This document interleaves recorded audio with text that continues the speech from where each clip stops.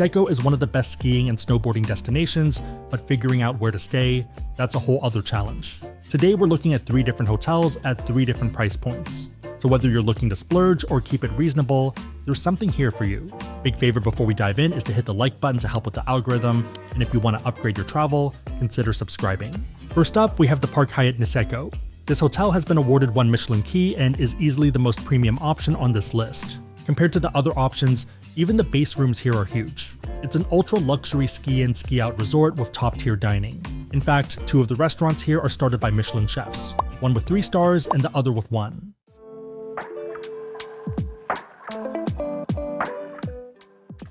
Welcome to the standard king room at the Park Hyatt Niseko. First up though, let's check out the view. So you have this whole living room area, bedroom, and this is the view. Not too exciting this year, we're on the 5th floor, but it's still fine and you get to see the snow, so that works. We are facing towards the community center area or the shops area. Right now there is a Johnny Walker pop-up and we'll check that out later in the video. Starting with the bedroom area, one of my favorite sections is actually right where Mandy's standing.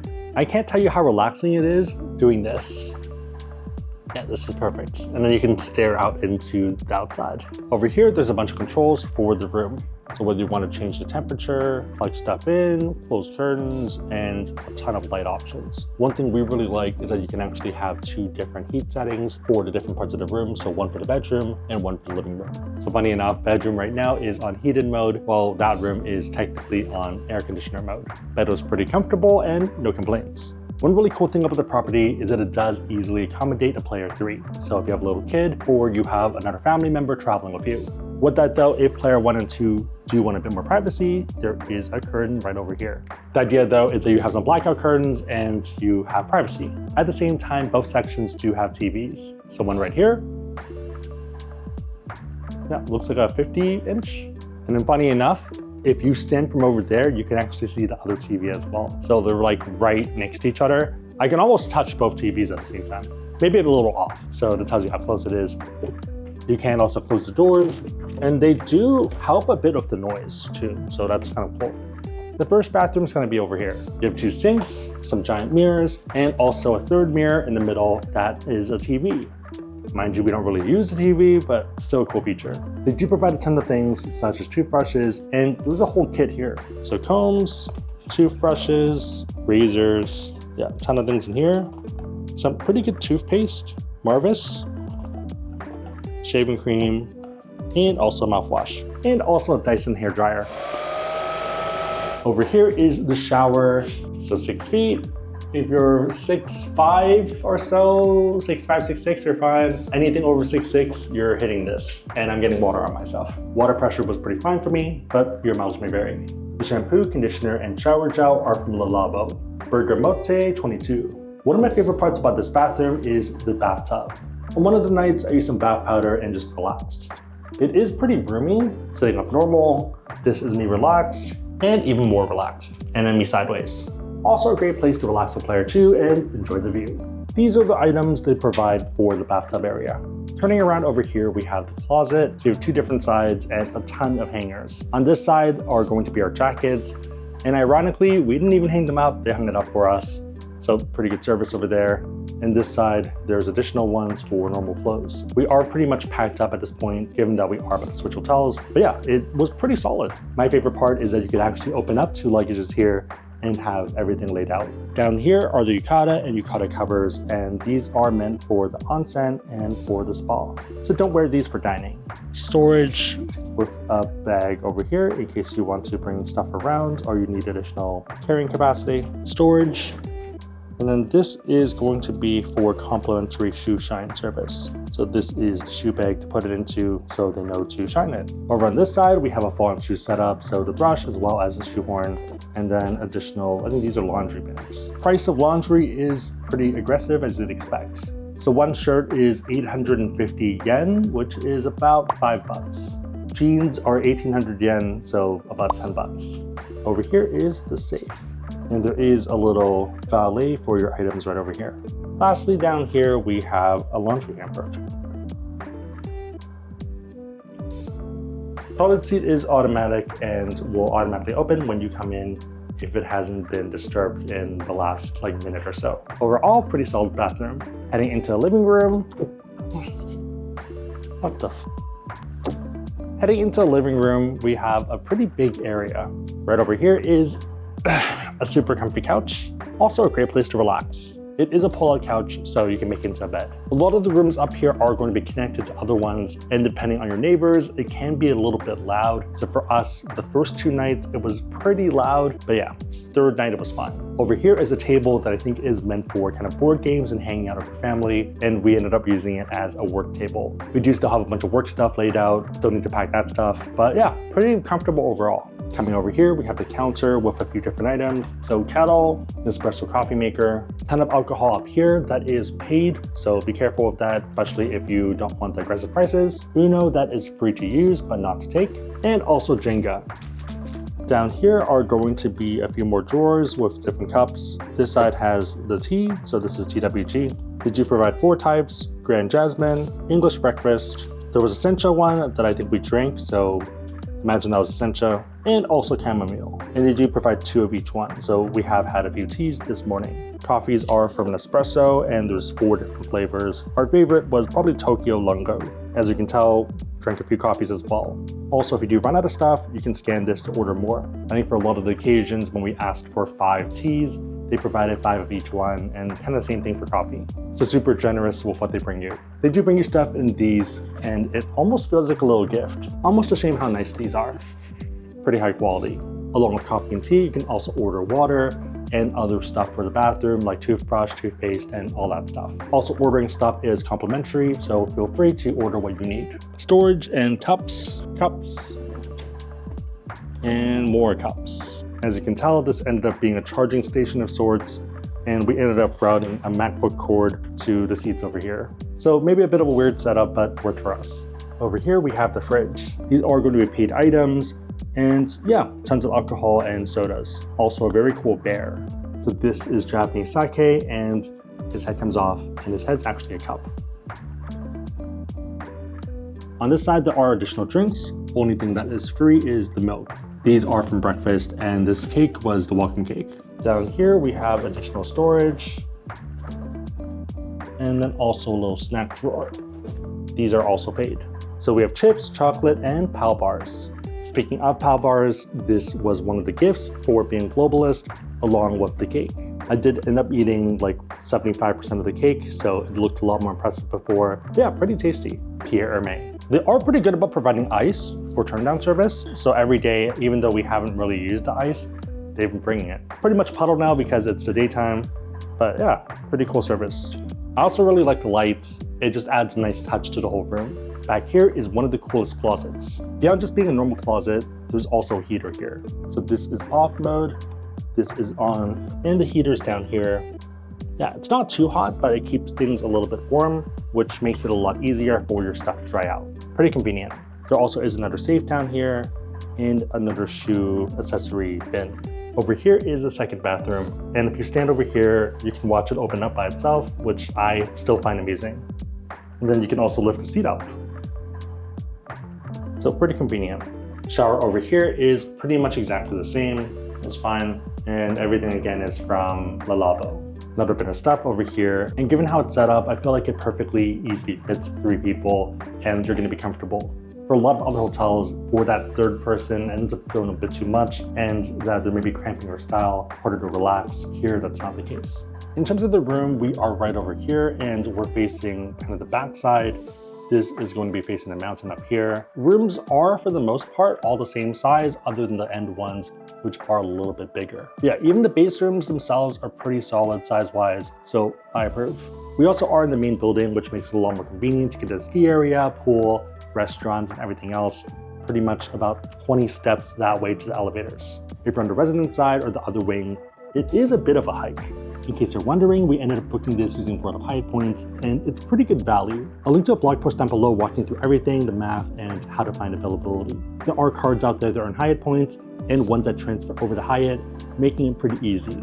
On that note, if you are someone that wants to learn about cards to get these points to do a booking like this, and if you want to support the channel, we do have links on our website, asksabby.com, and also down below in the description box. Make sure the links are competitive, but otherwise, it is a huge way to support the channel, so thank you in advance. Also, pro tip, if you are skiing and you're bringing your own gear, like a lot of people are snowboarding, then I'd recommend shipping it. We used Yamato and shipped this about a week ago, and it got here and it was only about $20 US. There is a weight limit, 65 pounds. We were a little bit over, so I had to remove one ski boot, but otherwise it was good. But yeah, to me, the perfect setup is landing in Narita or Hinode, shipping your skis off, going to Tokyo for a few days, enjoying your time there, and then coming in and having the skis already here.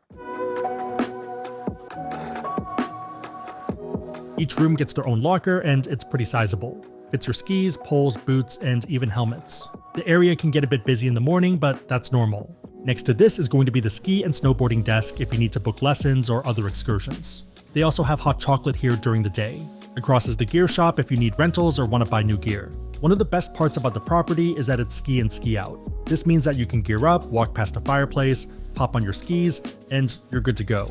From the base, there's going to be two main options. Symphony Gondola is great for beginners and has the only green in the area, and also a beginner park section. If you're more advanced though, then you're probably taking the Hanazono Hooded Lift 1. The middle has a bunch of red runs, which are equivalent to blue runs in North America. One benefit of Hanazono is that the lines are never really too bad. The disadvantage is that to get to the top, you have about 15 to 20 minutes worth of lifts. The top is 4 lifts away, with the final one being the King Lift 4, also known as the Pizza Box Lift. From up here, the world's your oyster.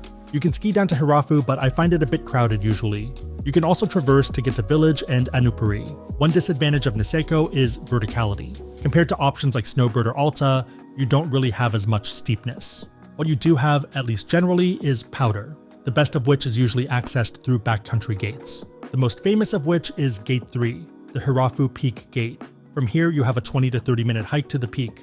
This can be pretty grueling even if you're in good shape. On snowy days, it's absolutely brutal. Once you get to the top, wind is strong and visibility is almost non-existent. Snow is amazing though, but definitely be careful since you might not be able to see 5 or 10 feet in front of you. I'd recommend having a beacon and maybe even an avalanche backpack. On Bluebird days though, it's beautiful and you get a good view of pretty much everything. Also, didn't know people paraskied here. A lot of the skiing from up here does feed back to Hanazono. Depending on the path you take, you might have a 10-minute hike back up to the ski area. Some of the backcountry paths also feed into the top of the Symphony Gondola area, which has a mini park section if you want to practice your jumps. At the base is going to be Hana 1 Cafe that's by the lift, and also Edge Restaurant. This is a great option to grab a bite and warm up for lunch or an early dinner. Alternatively, the Park Hyatt has a lot of options, and let's take a look at the ones we tried on this trip. On the first night, we grabbed pizza and pasta from Olivio. This is their Italian restaurant that makes everything from scratch and was pretty authentic. We couldn't get a reservation, so ate in the room, but it was surprisingly good. It definitely hit above its weight class, especially when factoring in the price. If anything, it felt like the most affordable option that's still substantive and filling. On the other hand, if you want to go fancy, then check out Moliere Montani. This restaurant was opened by chef Hiroshi Nakamichi, whose original restaurant, Moliere in Sapporo, has earned 3 Michelin stars. The goal of the menu is to harmoniously blend traditional French culinary techniques with the rich flavors of Hokkaido's local produce. First up is burdock soup, and let's give it a taste. Really interesting consistency. Super creamy and foamy. It's really good. Tastes more like a earthy mushroom of sorts. Just finished the soup. Next up is fresh oysters, and it's done in 3 ways. First way is going to be with just pepper, freshly grounded. Smells really good. Really plump, and the pepper brings out a lot of other flavors. You know, actually really good. I feel like I don't really have the pepper. Second one is just by itself. Tastes super fresh and tastes like you're eating the sea. Super pure. Really good flavors. This is the last one. So this one's with the lime. I hope you guys didn't see that. Really good. Next up, we have assorted winter vegetables with gnocchi. Super cool presentation. They serve it, a lot of different things, and you mix it up. Let's try some veggies. Really creamy, super delicious. I think the interesting thing is the lightness and freshness of the vegetables, but then the creaminess of the sauce. There's some crunch there as well, so pretty good. Let's try the gnocchi. Wow, perfectly creamy gnocchi. a bit of citrus to it as well. Pretty much the perfect dish. So for me, I really like contrast, and this is one of those dishes that you kind of hit every note. Also, the cilantro adds a bit to it too. It's really good. No complaints. It's like the perfect melody of vegetables. As someone that's not really a vegetable person, I feel like this is a really well done dish. To the point that Mandy's taking the sourdough and actually dipping into the sauce. Yeah, I don't know how you would improve this dish, but it's that good. Next up is a hairy crab risotto. Looks super impressive. Let's give it a taste. That's really good. Super creamy, so the risotto base is going to be the insides, the cream of the crab. So the stuff that's in the head. Really, really good. Super flavorful. Really interesting use of the foam as well, which adds a bit more texture. Kind of pops in your mouth. The crab is really well done and perfect. I guess if I had to nitpick, I'd probably add something else in there that adds a bit of crunch, spring bean or something. That's like a little refreshing, but it's really good. It's not bad by any means. I feel like if you want to even improve it, that spring bean or something that's crunchy, that like is a refresh or palate cleanse would be really good. But otherwise, it's a 9 out of 10 dish. So creamy and delicious. Next up is one of our favorite dishes that's technically not on our lunch menu, but we special ordered it because we had it last year for dinner, and it was one of the highlights. It's going to be abalone in squid sauce with risotto. So first off, one of the biggest abalones I've ever had and seen, and also cooked really well. The top has a seasoning and almost a crisp to it. I don't even know exactly what it is, but I don't think it's just pepper. Inside is white abalone, and yeah, super well done, also super tender. So you have a taste? Outer layer definitely has pepper, but it's not too strong at all. It's not overwhelming. It's a hint of pepper. Perfectly cooked, the outside adds a little bit of a crunch, and then the sauce is super strong flavored. Abalone itself is pretty light. Squid sauce is also really well done. There's almost like a bit of a tanginess to it. I'm not sure if it's tanginess or like citrus or something, but it's a good balancing act. It's really good. Let's try the risotto. Risotto's nice and buttery and delicious. There also are some sprigs inside that make it a bit lighter. But yeah, I'd say this is the perfect dish and well worth getting. If you are here for lunch, we have to special order it, and then dinner is part of it. It's super unique though, and if you like French cuisine, but with Japanese ingredients, you're going to love this. In case you're wondering, it was 4,500 yen extra per person, so about 25 US dollars. So definitely a bit of a premium, but it's a really good dish. $25 extra for a Michelin level dish with really good ingredients is pretty much unheard of. Honestly, I feel like if this was anywhere else or even here, they probably could charge twice as much and people would happily still pay for it. Next up is a pear sorbet. So you have it two ways. The first one's by itself. It's a lot sharper and more sour by itself. They pour some brandy on and it actually brings out a lot of flavors and you taste the pear a lot more. So the sweetness and subtleness of the pear really comes out after pouring the brandy on. And surprisingly, almost sweeter too. That's amazing how it can change the flavor. Next, we have the main course, which is Hokkaido beef cheeks in pot au fin style. From the look of it, it doesn't seem like beef cheek. It almost seems like beef tail, but let's dive into it. That's fall off the bone and delicious. Wow, really meaty, but not overwhelming. So sometimes when you have courses like this, it's like too much meat flavor, but here it's pretty well balanced. And the veggies. Really good. Try the broth by itself. Yeah, super light. The broth by itself is not too strong.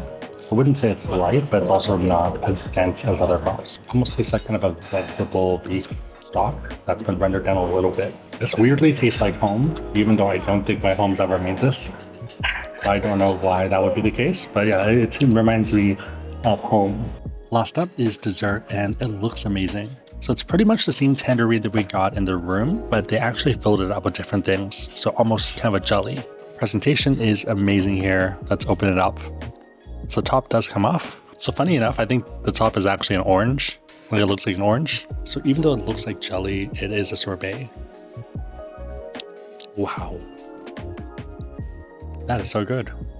It's like the freshest sorbet I think I've ever had. Yeah, it feels like they pretty much just took the fruit itself, made it into sorbet. Really, really tasty. So this is what I was trying to do with my ice cream machine that I bought. Yeah, just an amazing sorbet. Super delicious. It's sweet, but not overwhelming. In addition, it does come with coffee or tea at the end, and I got a cappuccino. Great meal, I think well worth trying. It is a bit of a splurge compared to the other restaurants, but I think it's a good splurge. And if you come for lunch, it's a lot more affordable. Next up is second dessert, which is cream with some berries, local berries, as a sauce. We'll try the cream by itself first. Ooh, cream super light, has like almost a yogurt-like taste to it. So obviously Hokkaido cream. So imagine whipped cream, but less sugar and more yogurty. Let's try it with the berries.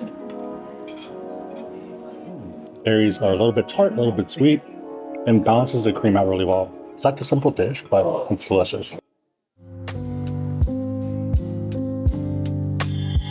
If you want something more mildly priced, Robata is a great option.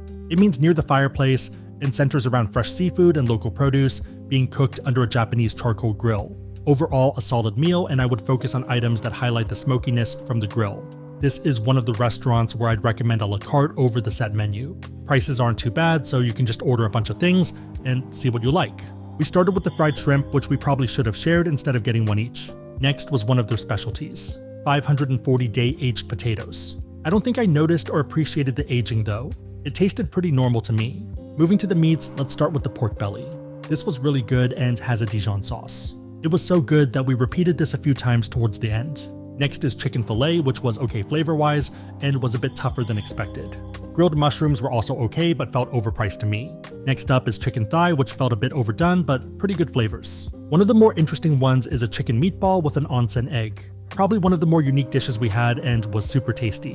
The chicken was perfectly cooked and the egg offers a nice creamy texture. Chicken wing was also solid, nice crispy skin and tender meat. Heading to another unique one, we have salmon in dashi stock. The salmon is only found in this region. There's grilled rice, ikura, seaweed on top, and you pour the dashi stock in. The salmon is a lot firmer than expected. Not sure if I'd get it again, but worth trying at least once. Another option is the lounge. During the day, they have different menus for lunch or afternoon tea.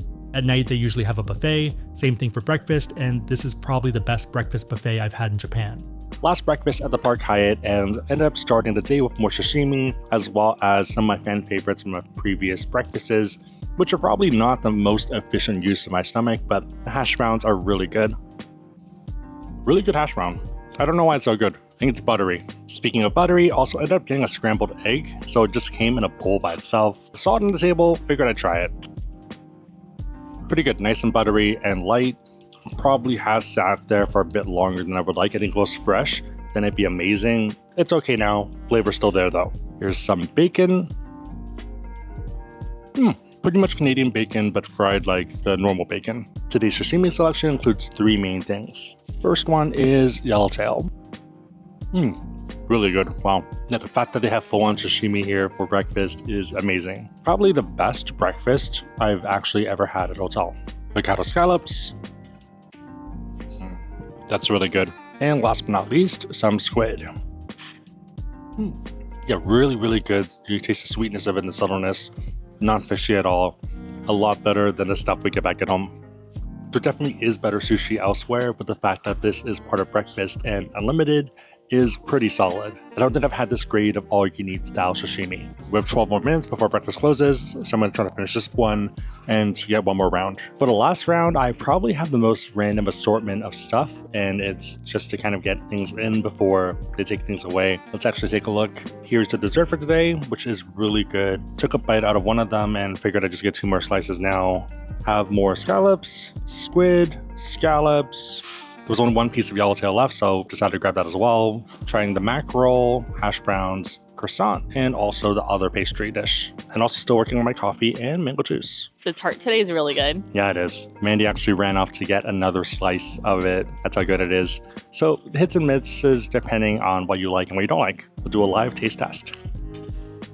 Cheers.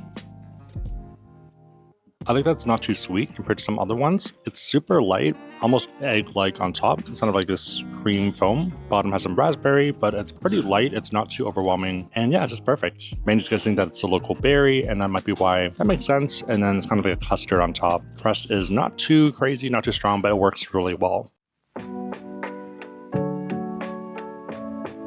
Another one we actually ate at twice was China Kitchen. Items range from authentic Cantonese dishes to aromatic spiced Sichuan ones. Last meal at China Kitchen, and we came back because the food's that good. Is that really the reason though? Also, we just checked out, but we tried calling an Uber and it didn't really work out because I guess the Ubers don't come over here. So we had to schedule a ride with their side company thing. They had to call someone. And basically, that's not getting here till 7:15. So we figured we'd do dinner. And of the options that were open and of the ones we liked, this one was top of the list. We debated Robata again, but this just made more sense. This time we are doing a la carte, and the items are pretty solid. The appetizer here is gigantic. I can't stress how big this is. I did not expect this. Let's give this a taste. This is surf clam and also bamboo. That's really good. Next up, got a giant steamed Hokkaido clam. There also is vermicelli inside, and we have made this back at home, but it doesn't taste as good. It also is gigantic, and the ones we make at home are maybe half the size if we're lucky. Great flavors, and I'd highly recommend it if you like this dish. Super good iteration of it. No complaints at all. So they ended up offering us some free carbonated tea, which sounds a little bit weird, but when you taste it, it's pretty good. So imagine steeped tea that's carbonated. I think their process is brewing it like normal, letting it cool down, and then using the carbonator. Really smart idea, and I actually might start doing that at home. No, don't ruin it. I won't ruin it. Our two mains are here and they look amazing. First one is the chicken, and the really cool part and nice part is that they actually let us do half order. So half the price for half the amount of food. A lot of places and a lot of servers just wouldn't do that, so really good service here. Let's give it a taste. That's really good. So it is spicy, but it's not overwhelming. There's a lot of nuance there as well. There's almost like a sweetness to it, so it's spicy, but like a bit of sweetness. Yeah, it's really good. This is one of my favorite dishes normally in the US, but I feel like it's just so overwhelming. And here, that's not the case. Like, the subtleness, it's really good. It's still spicy, mind you. It's not spicy, but it's like there's other flavors, other essences that are coming in play, not just the spice. Next up is the wok fried noodles with Wagyu beef. Noodles are really good wall hate to it. Yeah, no complaints. Try the beef. So the crazy part about the beef is that it actually tastes like beef. So that's a weird thing to say, but a lot of places in the US, they use this like marinades, and what happens is it breaks down the beef in such a way that it doesn't really taste like meat anymore. It kind of tastes artificial, and here it's still beef. So that's awesome. So really good beef here, really good noodles, good wahe. I'd recommend this dish. I'd recommend a chicken. Also recommend a steamed scallop. It's a lot of good food. I guess if I could only recommend one for most people, I think it's the chicken. The chicken is so interestingly good. It's the fact that it's spicy but still nuanced. For dessert, we ordered almond tofu. Ooh, that's really good already. This is one of those dishes I don't order at a lot of places because they don't do it well. It's done really well here. It's light, bit of sweetness to it, super delicate, it's delicious. Tons of almond flavor as well. It's hard to tell how good this is because I think, unlike a lot of other dishes, it's just not as photogenic, but it's delicious, trust me. It's like a sweetness, but it's earthy from the almonds. It's really good. Also, I haven't had this in a long time, so it's definitely bringing back memories of being a kid. Okay, let's give Mandy a taste and see what she thinks. Oh yeah, it's like childhood memories. That's what it tastes like. That's right. Or maybe we just don't have this in San Francisco, but it's a childhood. Yeah, it tastes like childhood memories. It's like that Ratatouille moment, except with almond tofu. Also, bar seating is a bit of a vibe because you get to watch them cook, which is really cool. Just a lot of techniques and stuff that you don't really get to appreciate when you're just sitting at a normal seat and you don't see them at work. We learned a secret to the mango cream. And also just people working with giant crabs and how that's done. It actually seems a lot more complicated, more work than you would expect. But really good. But you can kind of see the workstation right over here, and yeah, pretty cool. Outside of restaurants, the property has a lot of places to check out. There's usually a pop-up at the pavilion and side expansion. While we were there, it was Johnny Walker. Pretty nice display and setup, even if prices were 2 times what Bevmo and Costco charge. One of my favorite sections, which I wish was bigger, is the fireplace. Perfect place to sit and relax. The main area has a bar and usually live music at night. There's also additional seating throughout the hotel if you want to do takeout or just sit around and hang out. One of our favorite activities was walking around the hotel at night to talk and enjoy the artwork and ambiance. I'd recommend checking out the residence side as well since it feels less busy. One floor down is going to be the key amenities. This includes the onsen, which requires an appointment, also the gym, which has a ton of new equipment and looks out into the ski area. Lastly is the pool. Pretty large pool if you want to get some laps in, and a bunch of hot tubs if you want to unwind after a long day of skiing. The locker rooms here also have saunas and steam rooms as well. Hotel number 2 is Hinode Hills. This is a boutique ski-in, ski-out option in Niseko Village. This is the smallest of the 3, coming in at only 79 apartments. The design leans into wabi-sabi elegance with warm wood tones, open spaces, and floor-to-ceiling windows. My favorite part being the fireplace in the lobby. Note that Hinode Hills is a member of SLH, which is partnered with Hilton. This means that if you have Hilton status, you're eligible for room upgrades. Welcome to the 1-bedroom suite at Hinode Hills, Niseko. First up, let's check out the view. So we are overlooking a parking lot, which is not the most exciting, but I still like the fact that we got upgraded to a 1-bedroom suite. The room itself is huge and there's 2 different sections. This is the main living room area, and then there's the bedroom. Couch over here is pretty solid, not the most plushy, but it works. Almost feels a bit more firm, but good if you're doing some work or watching TV. Throughout the room, there is a ton of artwork and decorations, which work pretty well. My favorite one is going to be right over here, which is a set of lights. There also are 2 TVs, first one out here. I would guess about 42 inches. Table over here. I don't think I'm gonna use this one because it's a little close to the wall.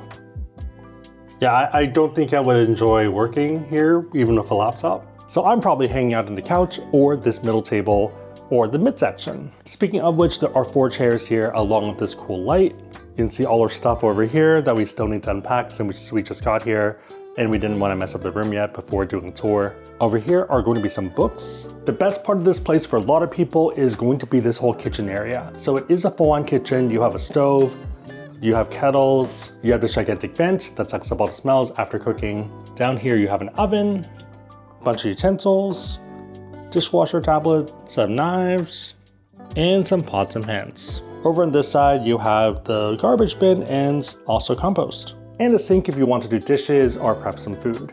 If you don't want to hand wash dishes though, there is a dishwasher right over here. So it's interesting that the ones in Japan go a lot deeper, but yeah, not the biggest, but it works. So even though this is not the biggest kitchen, the main reason is because it's not really meant for a giant family. It's more so for 3 people. You actually see this with the cups as well as the plating. So 3 of each one, same thing with these. I think their main target use case is 2 adults and 1 kid. And I'm guessing you'd send your kid off to sleep on the couch over there. Over here is a gigantic fridge, pretty nice and fancy. Secondary storage over here, which is for vegetables, 2 freezer ones, and a final freezer one. Lots of other stuff as well if you're making salads or preparing larger items. If you're someone that doesn't cook, then you can actually go right over here. And there's a microwave by Toshiba. Also a little toaster. One of the coolest features, which I think a lot of people would like, especially if they are doing a longer stay, is going to be a washer dryer. So I think we're definitely going to be doing a load before we leave here, just to wash the dirty clothes. If you don't feel like cooking and you're more of a coffee person and eating out, then there are some coffee pods over here, an espresso, and a bunch of teas. So this is from almond tea, as well as Twinings, and also some green tea options. Down here is cream and sugar. If you are the type of family to fight over a bathroom, lucky for you, there is a second bathroom. It's not the biggest by any means, pretty much just a toilet and a tiny sink and a mirror, but it works. And when I mean tiny sink, I mean really tiny sink. Let's actually look at the other bathroom. Spinning around and coming in, you have the bathroom. So you have 2 sinks, 2 mirrors, and also a ton of other amenities. So toothbrush, hairbrush, razor, the usual suspects. Soaps and stuff are from Margaret Josephine. Also a Kazi Zumi hair dryer. Coming in here, we have the tub. I did not fit this tub. Oh man, I can't straighten my legs. A little bit tight, but it is a pretty deep tub. I guess you could cross your legs and kind of still relax like this. So that's nice. Definitely more for 1 person than 2, so it might be harder to relax depending on what you're trying to do. The bathroom itself also isn't the biggest. So this is me. This is the ceiling. I can put my full palm on the ceiling without being on tippy toes. I think even if you're 6'6", you're gonna have to duck to get in, and then showering is gonna be an interesting experience. One cool thing is that this is more of an onsen type bathroom. So you have a little stool and you can have your own little onsen in the room. Everything here is also from Margaret Josephine.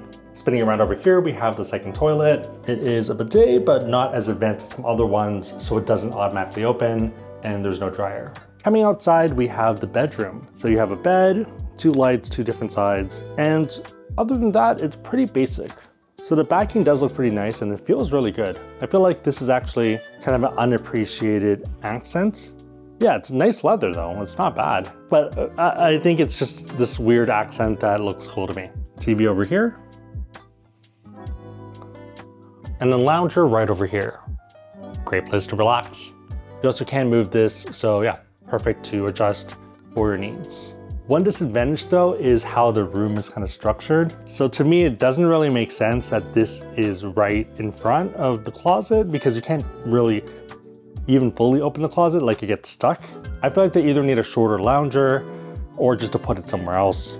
But yeah, like in terms of accessing it too, it's kind of annoying. You pretty much like have to open one side, sit down, open the other side, and then do this. Yeah, a little bit tough. Otherwise, pretty solid closet and decently good hangers. Another thing I feel like is not used well is just the space as a whole. So back here, I don't know why this exists. Like it's just space that is not gonna be used. If anything, this feels like the creepy corner where like when you turn off all the lights and you hear something in the corner, there's gonna be like a ghoul over here, just like, even if they set up a light here or something, I think that'd be a little nicer. Same thing over here. So it's the heater and the curtain and stuff, but it feels just very unused and underutilized. Even if they put a decoration here, that'd be a lot nicer.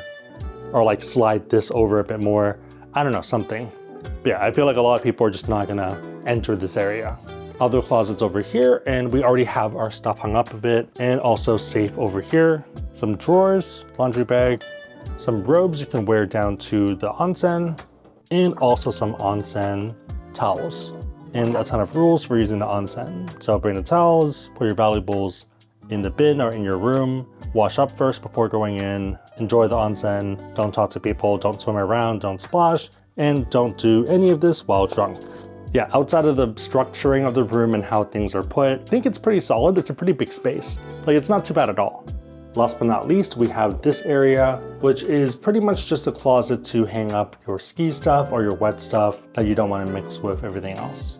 In case you're wondering, we are in room 1613, which is right over here. It is on the bigger side, but at the same time, there are a lot of these, and these are the 1-bedroom suites.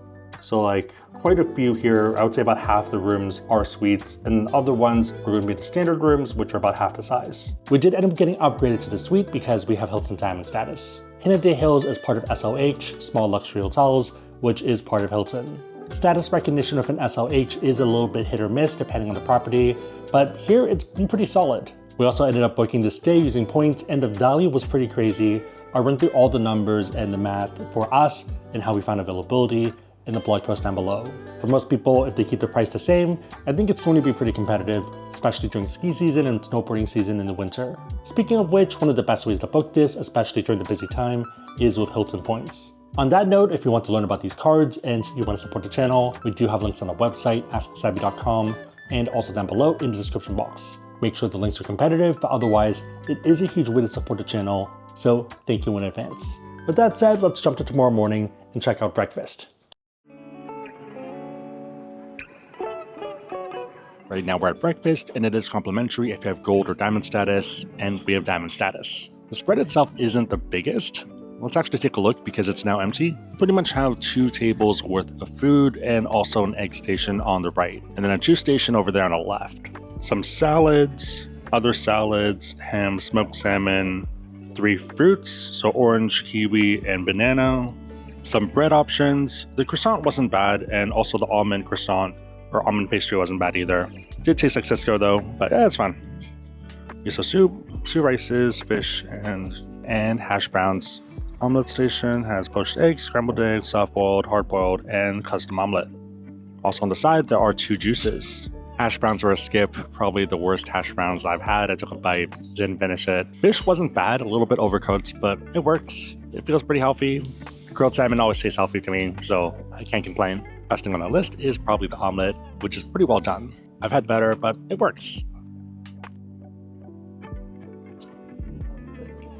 My coffee was cold though, which is interesting. I think what happened was they used instant powder, maybe a bit of like warm water or like maybe hot water to like spin it, dilute it, and then just added an additional water, which ended up being cold. It's fine, but just funny. Probably should have gotten an espresso or a latte. I think breakfast is adequate, nothing worth writing home about, but it works and it fills you up before skiing. The hotel does have a ski valet where they store your skis, poles, and also boots. The section itself here is pretty small though and gets busy in the morning. In order to get to the skiable area, you do have to take a very slow magic carpet up from the hotel. After the magic carpet, you have a bunch of options. Most of the runs down here are going to be greens. Perfect for Mandy and her level, and this is where the bear statue is in case you're curious. If you want to get to the top, you have two main choices. Option 1 is skiing over to the Hilton and taking the main gondola. Alternatively, you can take the Morino chair and the Country Road chair. From there, you would take the Wonderland Pizza Box lift to the top. Up here, you have access to the rest of the mountain and a ton of red and black runs. You can also head over to Gate 2, Annupuri Peak Gate. This hike brings you to a different peak and is great for pictures on a clear day. If you're trying to go to the main peak, I'd avoid this side, since you have to hike up to go down and hike up again. If you don't want to hike, I would consider Gate 1 or Gate 8, which are more side ones. It depends on when you go, but you can hit some pretty good snow for the top part of this. Reminder that for these side gates, you do feed to the base of Annupuri. Keep an eye on the time because lifts do close and you don't want to get stranded. The weak spot for Hinode Hills is amenities. They do not have a gym or a pool. There is a small onsen that's pretty much 24/7, which is nice, but that's it.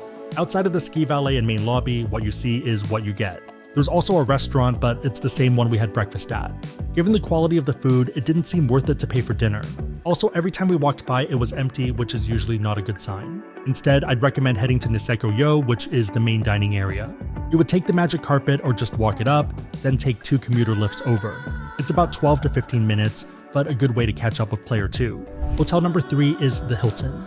This is the largest in terms of rooms at 506, compared to 173 for the Hyatt and 79 for Hinode Hills. It's also the cheapest of the 3 and most hectic, but also the most convenient. In a lot of ways, it feels like the New York City of the bunch, and we'll see that with the room.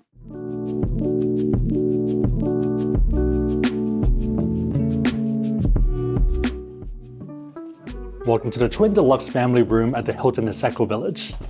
So the room itself is pretty small, but we do have a pretty nice view. It is snowing right now, but we're on the top floor of the building, and yeah, looking out towards kind of the backcountry. There are a bunch of snowmobiles and also a reindeer. We ended up booking a basic room and got upgraded to higher floor and a deluxe room. It is on the small end, but that's to be expected for Japanese hotels. So even though this is the Hilton brand, this is closer to a lot of Japanese hotels we've been to compared to Western ones. You could even tell that there was a third bed that was either previously here or meant to be here, given the giant cutout. The reason we ended up booking 2 beds instead of 1 was because there was better upgrade pathing, and this is the upgrade. Starting on this side, there is going to be a little seat, which is pretty cute. Nice way to look out into the snow and either do some work or enjoy a coffee with player 2. Spinning around over here, we do have some welcome gifts. So an apple, orange.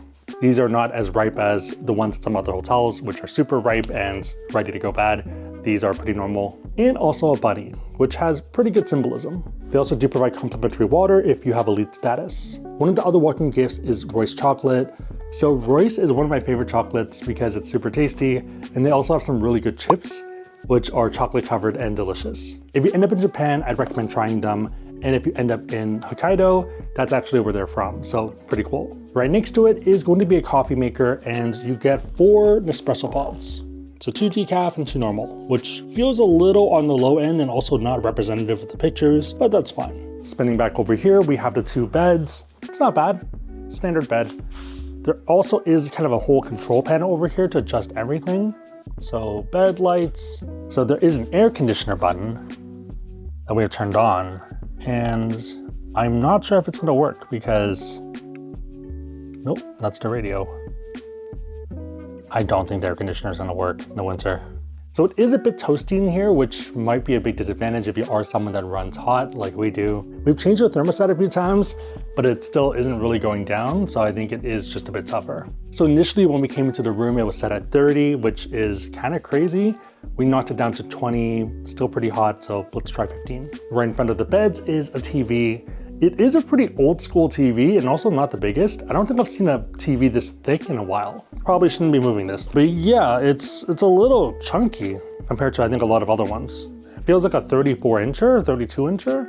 I think my home monitor is bigger than this. Down here is going to be a fridge. So you can put your own drinks, and here they did provide some welcome champagne. Some Moet. Pretty cute bottle. On this side, we have the kettle and also an ice bucket and a bunch of cups in the back and a ton of teas. Also instant coffee. Down here is storage and yukatas you can wear to the onsen. Onsen hours are okay here. They end up closing at 12 and last entry is 11:30 p.m. What's really funny to me is going to be the slippers. So pretty much paper thin compared to some other hotels we've been to.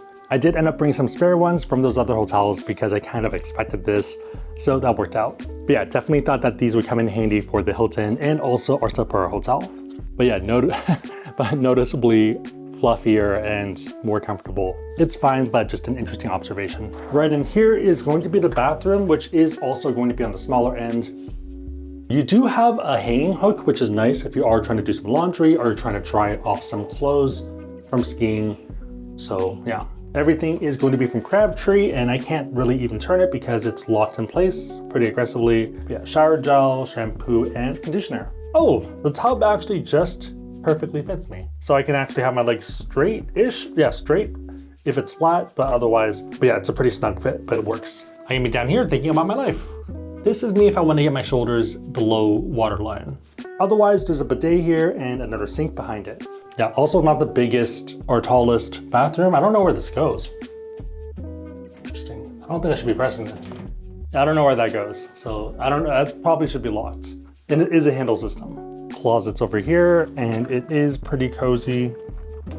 We have one side of our jackets and also some slippers for the onsen and shoehorn stuff. On the other side, you have an ironing board and also the safe. Sink is going to be right next to it, right by the front door. So you have a big mirror, and that's pretty much it. Water's fine. You do get a bunch of other items here, such as vanity kit, shower cap, comb, dental kit, and shaving kit.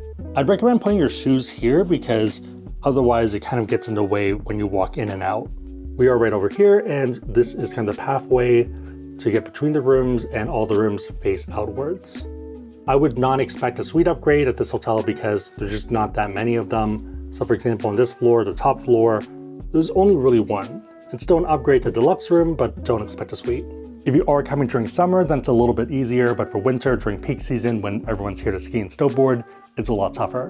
In terms of price, during ski season, it is about $400 to $1,000 per night, but we did end up booking this using Hilton points and also free night certificates. If you're curious about the map for our situation and how to find availability and all the nitty-gritty stuff, I'll put a blog post down below. One of the big draws of the hotel is that it is a ski in, ski out hotel, and you are right at the bottom of the hill for this section. With that said, let's actually head over there and head up the mountain. On the note of heat in the room, it is pretty toasty, so I'm sweating filming this, and also the camera is now overheating. It's blinking overheating because of how warm it is in here. Whew. Okay, so the last room we had a pretty loud buzzing noise. I think we were right below one of their heaters or air conditioners or something, and it wasn't really noticeable before, but as night went on and we were trying to sleep, it became pretty apparent. So yeah, at about 10:45, we kind of went downstairs, asked what the noise was because we couldn't figure it out ourselves, and yeah, we ended up moving, and this is the new room at about 11:15. They were super apologetic about it though, so that's really awesome, and we ended up getting a room that was the same size. The main disadvantage is that it has 4 beds. So we now have 4 beds here, and I don't know what to do. So I think for tonight, it's going to be fine. I think they're going to pull 2 of the beds tomorrow. But in the meantime, we do have a lot of luggage. So I think we have to be pretty strategic about how you open it, such that they still have a pathway to take out the extra beds. That way, the subsequent nights, we have a bit more room. But yeah, in case you're wondering how you fit 4 people, this is how. There's 4 beds here. It is a little tight and a little bit janky, but it works. Still technically 4 beds. If anything, I feel like the 3rd bed kind of fits in perfectly and makes sense. The 4th bed is in a weird spot. Like, I don't think I would expect a bed here, but it works. Also note that normally they do charge extra for extra people, so that's kind of part of the cost, and I guess that's why they didn't really want to move us into this room. They did try to look for other rooms that had 2 beds or 1 bed, and it was pretty much fully sold out, and occupancy is like 99%. And they have a few backup ones in case they need to, and I think in case they need to make some money and sell it at a premium, but otherwise it's like fully booked up. More or less, the room is exactly the same. We are on a lower floor, so we're in room 667 instead of up on the top floor. So it's dead quiet here, no other noise, which is awesome. We also do have a different view from this room, so it's Mount Yote, and hopefully we'll be able to see it tomorrow if it's a clear day. If it's snowing though, then we're not going to see it, but then that's still a good thing because that's fresh snow. Okay, then we're going to go to bed and see you tomorrow at breakfast. Breakfast number 1, so day number 2 of the Hilton, and we did get to breakfast pretty late. Also just realized that there's no utensils other than chopsticks, so this might get interesting. First thing I'm going to eat, because it's melting, and I got it because the buffet's closing, is the crepe with ice cream. So great way to start breakfast. I need to get a fork. I can't eat a crepe and ice cream with chopsticks. Aha. It's okay. So I saw him make this one, and that's why I grabbed it, because it was like freshly out. It's a little doughier than I expected, like a little thick. Ice cream's fine, pretty much the buffet ones, but that's still good. Croissant's okay, not really too much flavor here. A bit of butteriness, yeah. Fruit pastry. First plate hasn't been bad, but nothing to write home about. Next one is the everything omelet. Good omelet, good eggs, and I think that's the move. Next is a plate of a bunch of random items. Hash brown. Hash browns have definitely been sitting here for an hour plus, but it's okay. Cold ramen noodles, that's pretty good. I like that one. And then salmon over rice. Not the best salmon in the world by any means, but it's kind of the baseline passable. Grilled fish. And lastly, coffee. Pretty good. They also have iced coffee. Passable. I'll try it again earlier tomorrow just to give it a more fair assessment, but right now it feels okay. I like the spread, I like how big it is and how many options you have, but nothing to really write home about. I think if it wasn't a benefit of diamond status, if it wasn't free, then I probably wouldn't pay for it. But as a free perk, I can't really complain, so that's pretty solid for that. I think for me, it's a solid 7, maybe 6.5. For Mandy, who has a more discerning palate than me, probably a 6. It's passable for a Hilton. I think that's the main thing. So if you come into it expecting it to be the Park Hyatt, the St. Regis, the Ritz-Carlton, that's not really fair because it's Hilton. Hilton's more of a mid-level brand. So for Hilton, it's not bad. If anything, I think that's the fundamental issue for a lot of the negative reviews for this hotel. It's that they were previously at the Park Hyatt and the Ritz-Carlton, a lot of points people, and it's like, oh, this is not as good, but it's like, well, this is a Hilton. If this was a Conrad, then this would be a pretty bad Conrad, but it's not. In terms of amenities, Hilton has a lot to offer. This includes one of the largest onsens, which makes sense given how many rooms are here. You also have a large lobby area with a bar and live music. It does get pretty rowdy after skiing, so just a heads up.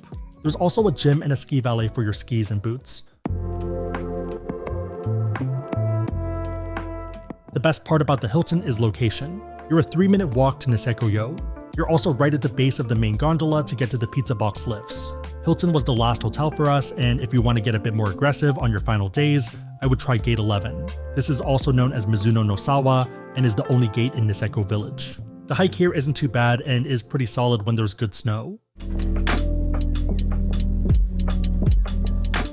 Overall, the Park Hyatt delivers and is one of the best ski-in, ski-out options in Niseko. Hinode Hills leans on the boutique side. Even though it technically is a ski-in, ski-out hotel, it definitely feels more bare bones. The Hilton is all about convenience and accessibility. It's a true ski-in, ski-out hotel sitting right at the base of the Niseko Village gondola, making it one of the easiest spots to maximize your time on the slopes. Again, if you want to learn about cards to get points to book these hotels, we have links on the website asksebi.com and down below in the description box. If you made it to this point, leave a skiing emoji in the comments and I'll try to heart it and respond. My question for you is whether you've been to any of these and which would you go to? Also, what's your main focus for vacations? Food, vibe, convenience, or something in between? Hit the like button, share this, but otherwise hope you liked it. I'll see you next time.